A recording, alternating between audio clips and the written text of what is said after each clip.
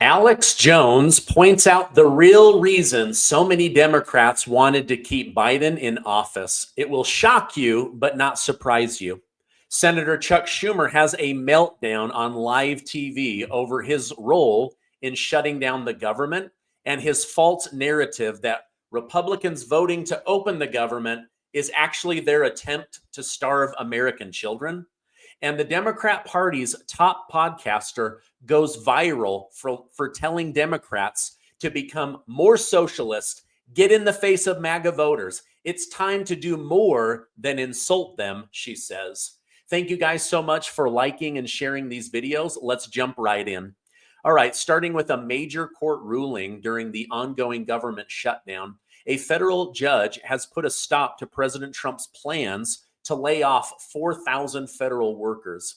Judge Susan Illston, appointed by President Bill Clinton, sided with unions including AFGE and AFSCME and issued an injunction blocking the layoffs indefinitely. She said the cuts would likely be ruled illegal and an overreach of presidential power. That order takes effect immediately. Now, the ruling protects 4,000 workers that were on the chopping block from OMB Director Russ Vought. He was hoping to lay off 10,000 that he says are unnecessary or redundant. But as of right now, the judge has blocked President Trump. This will likely go to the next highest court. The union filed a lawsuit just before the shutdown, arguing that permanently firing workers rather than temporary furloughing with expected back pay was unlawful. The Justice Department has defended the plan in court, saying agencies like the Merit System Protection Board should make the final decision. Meanwhile, Senate Democrats have voted for a 13th time to keep the government shut. Let me show you a meltdown that Chuck Schumer had on live TV when his role in shutting down the government was questioned.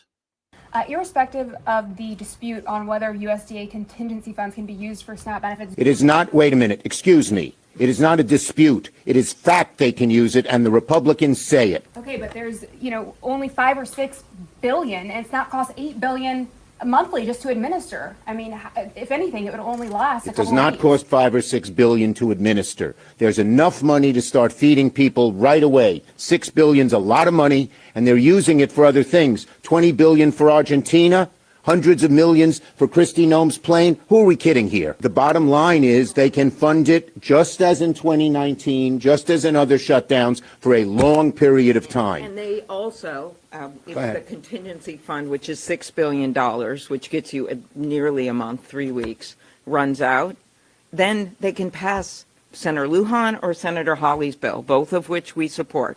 We know that there'll be 60 votes for that. Why aren't they calling it up? They're not calling it up because the House isn't here to pass it. That's the way it works. The House would have to come here. They probably would have to vote on the Epstein files, but they're choosing to let kids go hungry instead of having to vote on the Epstein files. There's no doubt about it. They have been out for 6 weeks on vacation. Just think, if they have all this money for Argentina and all this money for other things, they have enough money to keep funding SNAP, and they know it. And I just want to say what Lujan said. Johnson just lies. He lied about on immigration, on the undocumented. He's lying about this. He just outright lies, plain and simple. It is not illegal, and his own president has done it. All right. Now, I find it interesting that they were against using additional money to run the government.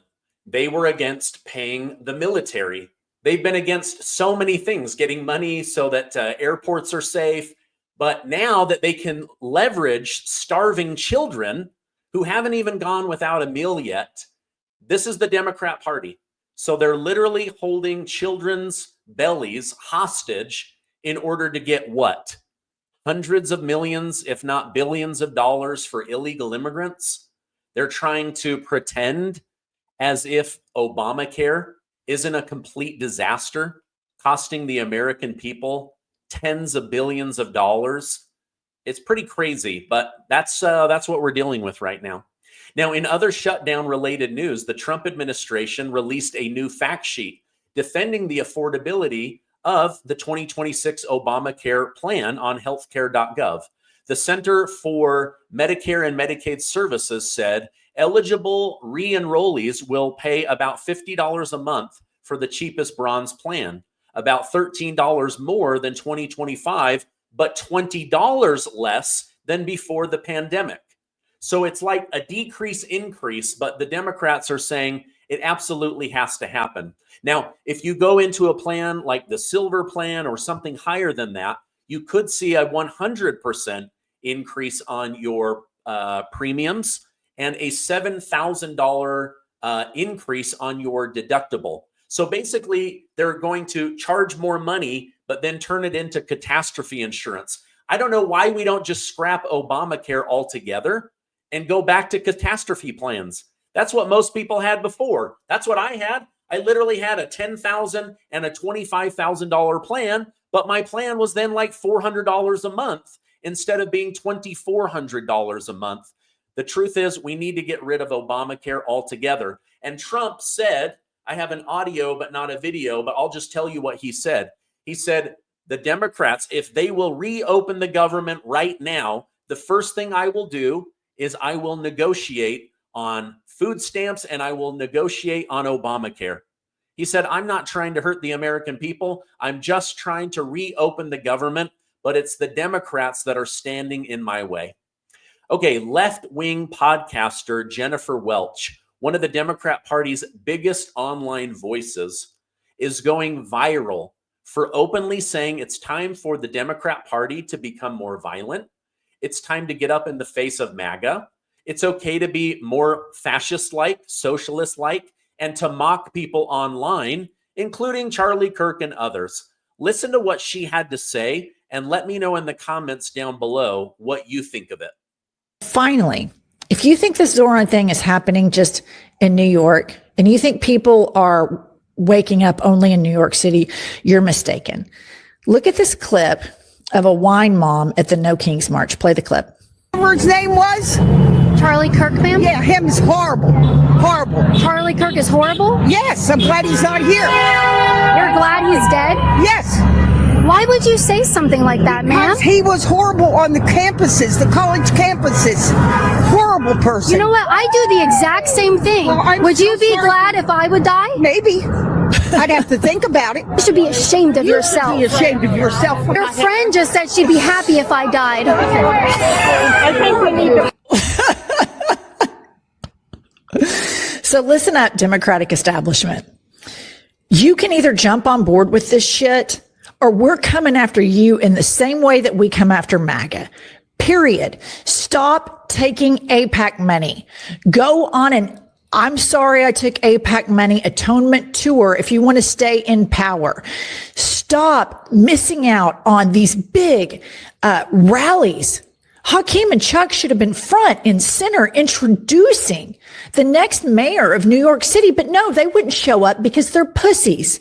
They're pussies that are beholden to the same corporations that that helped Donald Trump get elected. And this is just an embarrassment. Kudos to Bernie, to AOC, to Zoran. And that woman out in somewhere middle America saying, fuck Charlie Kirk, he was a racist, he was a piece of shit. There are so many more of us than there are of them. And these Democrats that continue to play patty cake with corporations and lobbyists, nobody wants that. Nobody wants you. We want politicians to speak freely and look at what the benefit is. Look at what is happening in New York. And you dipshits are sitting on the sidelines, running your social media like complete dorks. It's embarrassing. Get your shit together. Hakeem and Chuck, seriously, get your shit together because the Democratic Party is moving on. Finally, if you think. Okay, wow. I apologize for all of the language. I didn't realize that it had that many cuss words in it. But what are your thoughts? Like, I am just grossed out by what the Democrat Party has become. It's falling apart. They were against Zoran Mamdani. Now they're saying everybody needs to become Zoran Mamdani. You need to become a fascist. You need to become an anti-Semite. You need to become a socialist. You need to get up in people's faces. You need to say, F you. Charlie Kirk was terrible. I'm glad he's dead. You need to say that to people. You need to threaten death on people. This is crazy. This is one of the top people in all of the Democrat establishment. She's literally gone bonkers saying it's time to become violent, get in people's faces, cuss them out, wish death upon them. They really have become the party of death. It's disgusting to me. I don't understand it. Now, I am all for life. Now, let me show you something from today's sponsor, and then I've got something big from Alex Jones. To learn a little secret Harvard revealed recently that can make your body and heart healthier. It's high flavanol cocoa powder. And here's what's insane. A study with 21,000 people showed it might reduce a heart attack by 27%. This is huge because heart disease is the #1 killer of Americans. Cocoa flavanol keeps your arteries flexible, but regular chocolate destroys 90% of the flavanols during the processing. So this is the difference between putting water in your gas tank or high octane fuel. Harvard ran this study called the Cosmos trial, the biggest study on cocoa ever. Now I'm going to show you a video from Dr. Eric Berg, one of the most watched health educators on YouTube.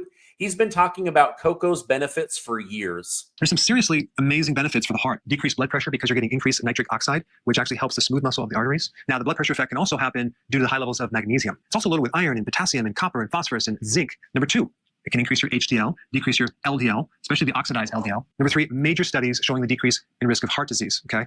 This is the big one right here, decreasing endothelial dysfunction. This is where heart disease starts. It's the inside of the layer of the artery, specifically the coronary, that starts to become damaged, and then the cholesterol comes and the calcium comes and builds a plaquing and a clot. And so these antioxidants protect the inside layer of the artery. Now, this is why I switched to Black Forest high flavanol cocoa. It's not candy, it's fuel. Each scoop delivers the same compound, Harvard linked to better heart health, blood flow, and focus. You can mix it into coffee, hot chocolate, a protein shake, and within minutes, you're alert and ready to go. It just hits differently.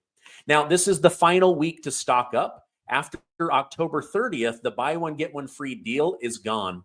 Black Forest says prices will likely rise because of increasing global cocoa prices.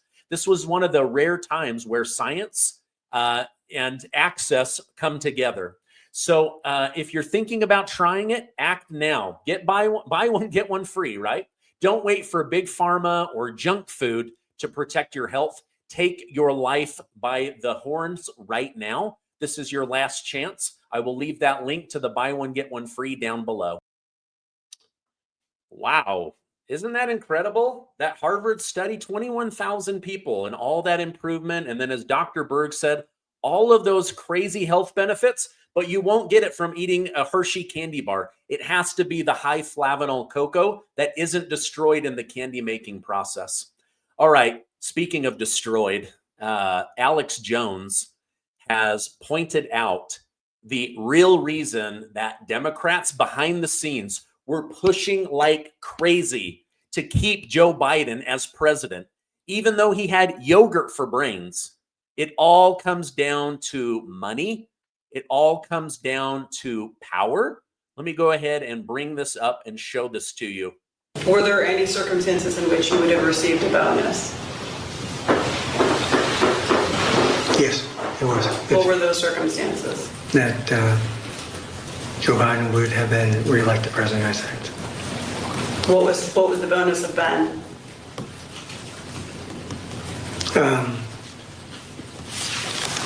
I believe it would have been $4 million. In addition to the $4 million that you were already paid? Yes. So they've released hours and hours of this stuff, and this guy's come in and blown the whistle. Did you hear that? So there were all of these different people that they knew that Joe Biden had yogurt for brains, that he was having dementia, that his health was going downhill. He was meeting with Parkinson's doctors, neurologists, all behind the scenes while they lied to us, while Karine Jean-Pierre lied to us, right? But now we see the truth. that they were going to receive $4 million bonuses if he stayed in office. Who wouldn't want to get $4 million if your guy wins? Like, I would love to have gotten $4 million if Donald J. Trump won. I didn't. Instead, I got integrity, my vote counted, and I got a great president. Look how much he's done for our country. But isn't that crazy? No wonder they didn't want him dropping out. No wonder they were literally willing to carry him across the finish line. $4 million. That's just one of them. Alex Jones said they've got hundreds of hours of these people coming forward saying that they were going to receive massive bonuses for keeping yogurt for brains Joe Biden in office. That is crazy to me. All right, now you've got one podcaster saying, if you guys don't get on board with the new Democrat Party of death and evil and meanness, then we're going to leave you behind. Well, Andrew Cuomo, not one of my favorite people, he said there's actually a secret civil war going on in the Democrat Party, and it's about to break things apart. Listen to what he had to say to Maria over on Fox News. The truth is there's a quiet civil war going on in the Democratic Party right now. You have an extreme left, radical left. Bernie Sanders, AOC, Mamdani is just the banner carrier for that movement, versus the mainstream moderate Democrats. They now call me moderate. They used to call me liberal. Now I'm a moderate because the whole party shifted. And that's what this election is about. It is that civil war. I believe that far left will destroy the Democratic Party. I believe it will destroy the Democratic Party nationwide if that far left becomes dominant. All right. Let me know in the comments. I agree with him. And honestly, there's a part of me that's like, yes. From your lips to God's ears, destroy the Democrat Party. I don't wish evil on them. I don't wish death on them. I just want them to lose elections because they have terrible policies. Their policies are terrible. They have no leadership. They don't know what they're doing. They're literally holding hungry children to get what they want for illegal immigrants. Why? Because they need illegals to vote for them because nobody else wants to. So keep that in mind. At the same time, if they just become more and more evil and vicious, like, is that who we want running the Democrat Party? Where are the decent people? Where are the intelligent people? Where are the compassionate people? They used to be called the party of kindness. Now they're literally like, F Charlie Kirk, F MAGA, F Donald Trump, get on board. We want these people to die. Like, yikes, I don't even recognize the Democrat Party anymore. It's really kind of sad to me. Wow, unbelievable. Okay, turning to international tariffs. 5 Republicans have just voted with Democrats to end President Trump's 50% tariff on Brazilian ethanol. They argue that removing the tariff would lower gas prices, help U.S. refiners and consumers, and strengthen ties with Brazil as we combat China. The vote is for immediate relief at the pump. If that's true, I'm all for it. I don't know if that's true, but the American Petroleum Institute, they say it's time to lift that the ethanol production is big enough now that it can compete on a global stage. And if it could lower gas prices, then I'm all for it. Let me know your thoughts in the comments down below. All right, now the final story. President Trump is wrapping up his Asian tour. He's met with Japan. They've committed $500 billion in investments into the United States. And now Korea has said that they will do $350 billion. I should say South Korea, because there's North and South, right? Now, they said, we want to see things improve a little bit more in America before we fully release all of that $350 billion. But if that happens, then we are on board. Now, some of that comes from, remember a story I covered, maybe a month or so back, where they arrested 500 people at a Hyundai plant, and it turned out that 300 of them were undocumented Korean workers. Well, they're saying, hey, We want you guys to sign off on letting these people work in our plant. We need people that speak Korean. We need these people to help run our plant. So President Trump is going to have to decide what he does on that. All right, that's my update for today. Isn't this amazing? Like, there's amazing news. There's meltdowns. There's good things happening. I think the government is going to reopen soon. But otherwise, I don't know. Let me know in the comments, please. Do you support the new Democrat Party of meanness and viciousness and vileness?